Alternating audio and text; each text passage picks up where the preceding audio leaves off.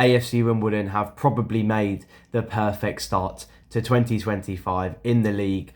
2 wins out of the 2 games that have been played so far. Obviously had some postponements, so could have been a little bit different, but looking positively, AFC Wimbledon have won their first 2 league games in the new calendar year 2025. It's really good to see. I looked at a stat in the new year that Wimbledon have not won in January, for quite a couple years. We have a very, very poor record to start every single year, and this time it seems very different. And the last time actually that we did have 2 free wins in a row in the league this season, it was the 2016 promotion season, so that is a positive thing to look at as well. We're back on the channel today. We're going to be talking about a January recap, going through the transfer signings that we've made, going through all of the games that have been played, any transfers that I think should happen, any positions, and we will go through anything else that comes up onto my mind. So first of all, let's go through the January transfer signings that Wimbledon have made so far. Starting with Sam Hutchinson until the end of the season. He's been very, very positive. Obviously, we had him for a month contract just to get him back into football, and he's done exceptionally well. His first game against Doncaster came in, absolutely bossed it for the first 50, 60 minutes, I believe he played, sliding in, tackling.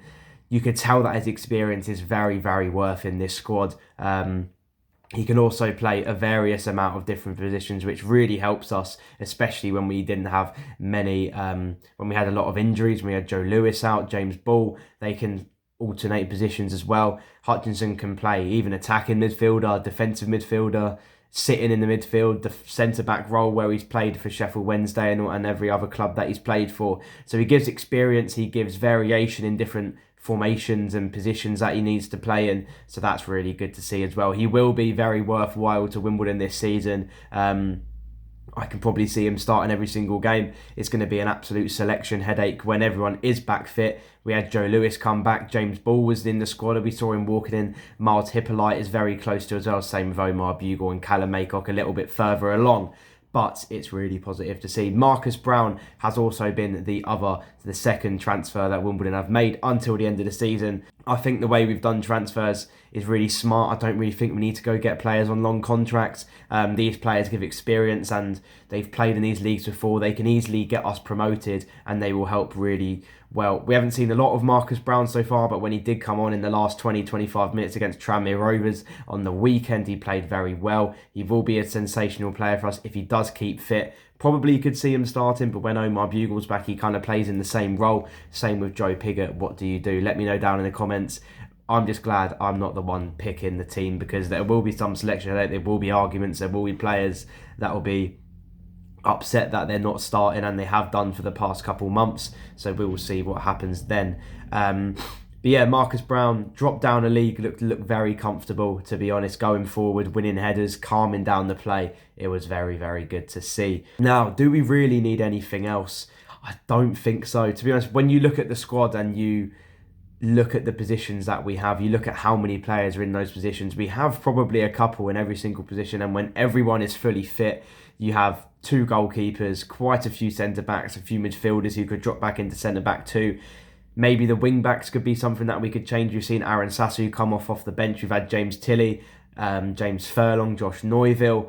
There is a lot of positions there. There is a lot of players in that position, and people have said that we might need another fullback, maybe an attacking fullback if one of those of James Tilley and Josh Neuville do get injured, because if you're going to rely on Furlong, Biller, Sassu to go in that role for the rest of the season, it might not be the best thing to do, to be honest with you. So maybe looking at a fullback. I think another striker could do if one of our strikers do get injured. Obviously, Matty Stevens has done sensationally well this season, when 16-17 goals already in the league, so that's really good to see. Scored again against Tranmere on the weekend.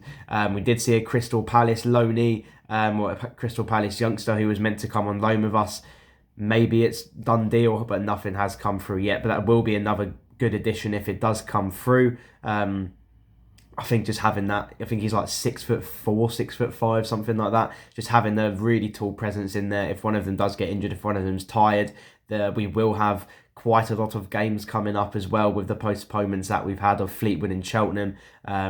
So yeah, maybe that will be a good option to go from that. Maybe other than that, I don't really think we need anything else. We need to be smart with signings just due to the fact that we have so many games coming up and we've already got a very, very big squad. Now, that is all about transfer signings and transfer rumours or players who I think we should be signing. Let me know down in the comments your thoughts on where Wimbledon need to strengthen. Now, let's talk about the perfect start that Wimbledon have had in 2025 with 2 wins out of 2 in January. Now, let's move on to talking about the perfect start that AFC Wimbledon have had in 2025. We started on the 2nd of January, beating Newport away 2-0. It was a great win. Newport dominated the first half, but we came out in the second half and pretty much showed what we can do. It just kind of shows how good of a team we can be, that we were under the cosh for the first half, pretty much getting dominated. Owen Goodman was probably my man of the match, made some really, really impressive saves. Then we came out in the second half, shown what we can do, played like the way we have been for the whole season. It seemed like in the first half we were going back a couple seasons, playing as how we did then. But yeah, a great win, great goal by Josh Kelly, and obviously Romain Sawyers too. Following this, 2 postponements with Fleetwood and Cheltenham. In a way, it's probably a good thing that this did happen due to the fact that we're getting players back from injury. But then the squad congestion, the fixture congestion, could be a bit mental. We will have Tuesday night away to Fleetwood, a home against Cheltenham, and then some other games as well I bet will be postponed due to bad weather. So that's probably the negative way. But then we went to Tranmere, we had Joe Lewis back, we had James Ball, who he wasn't in the squad, but he was with the team on the day, same with Miles Hippolyte, so that's really good to see as well. Everyone is slowly but surely coming back. Joe Lewis obviously came on as well in the last 10 minutes of the game. Look match fit, and with the game that we have on Saturday against MK, it's even more important. Then we moved on to Tranmere at home, the last game that we have had. A great win, showing how comfortable we are in the first half. Probably a little bit 50-50. Joe Pigott had a good chance in the first about 15-20 seconds of the game. Matty Stevens had a header, which from a free kick was a pretty close first half. They had a couple chances as well, but they didn't look like scoring. I believe they've only scored 16, 17 goals all season, and it did really show. And then the second half, we started it absolutely perfectly, the way we wanted to. Josh Neuville had an absolute stunner of a goal, cut inside on his weaker foot as well, which he's tried that so many times. It's never gone well for him. And then he did it this time and fired it into the top corner. That will give him a lot of confidence probably going onto his left foot if he can't go onto his right, into his favourite right. But yeah, a great goal by Josh Neuville. I'll probably say he's up there for my player of the season so far. He's been showing what he's trying to do all season. He's positive whenever he's on the ball. He takes on his man.